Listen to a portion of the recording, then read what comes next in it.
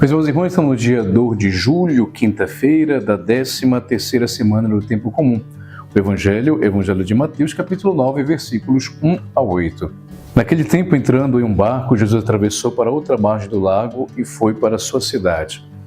Apresentaram-lhe então um paralítico deitado numa cama. Vendo a fé que eles tinham, Jesus disse ao paralítico: "Coragem, filho, os teus pecados estão perdoados." Então alguns mestres da lei pensaram: esse homem está blasfemando. Mas Jesus, conhecendo os pensamentos deles, disse: "Por que tendes esses maus pensamentos em vossos corações? O que é mais fácil dizer: os teus pecados estão perdoados, ou dizer: levanta-te e anda? Pois bem, para que saibais que o Filho do Homem tem na terra poder para perdoar pecados, disse então ao paralítico: levanta-te, pega a tua cama e vai para a tua casa." O paralítico então se levantou e foi para sua casa. Vendo isso, a multidão ficou com medo e glorificou a Deus por ter dado tal poder aos homens. Palavra da salvação, glória a vós, Senhor. Então, meus irmãos e irmãs, nós hoje no Evangelho podemos ver justamente a reflexão que nós fazíamos ontem.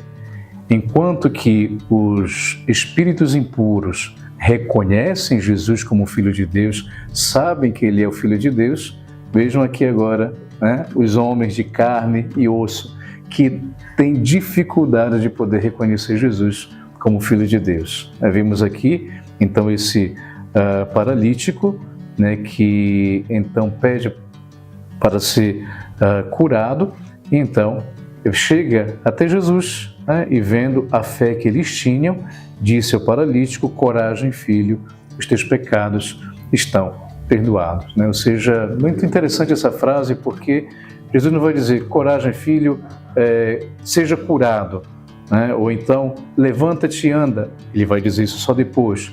Mas o que ele diz primeiro para esse paralítico? Coragem, filho, os teus pecados estão perdoados. Muito interessante, porque é aquilo que também falava ontem em relação à realidade sobrenatural, que nós também consideramos realidade espiritual na nossa vida. Os pecados, meus irmãos e irmãs, podem nos paralisar.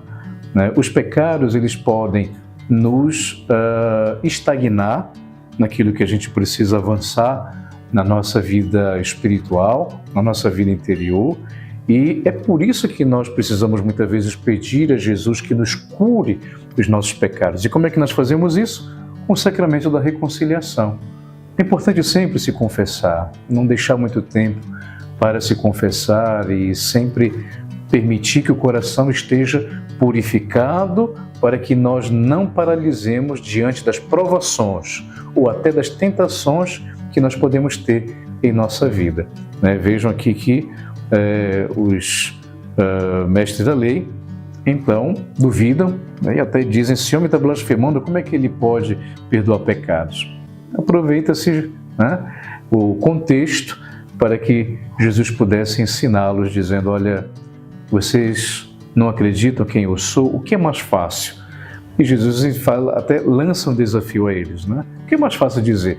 Os teus pecados estão perdoados, ou dizer: pega a tua cama, levanta-te e anda? Obviamente, o mais difícil seria: pega tua cama, levanta-te e anda. Jesus fez justamente o que era difícil. Pois então, para que vocês saibam que eu sou o Filho de Deus, eu sou o Filho do Homem, então Ele fez aquilo que era impossível. Isso nos ajuda, meus irmãos e irmãs, a pensar também a potência, o poder de Jesus na nossa vida. Não existe nada que seja impossível para Ele. Isso aqui nos ajuda muito a poder alimentar e ter certeza da confiança que nós podemos sempre ter em Deus. Por mais que aparentemente seja algo difícil na nossa vida, confiando plenamente em Deus, Ele nos dá uma forma para podermos solucionar, curar e mudar aquilo que precisamos para sermos sempre melhores. E que o Senhor vos abençoe, em nome do Pai, do Filho e do Espírito Santo. Amém.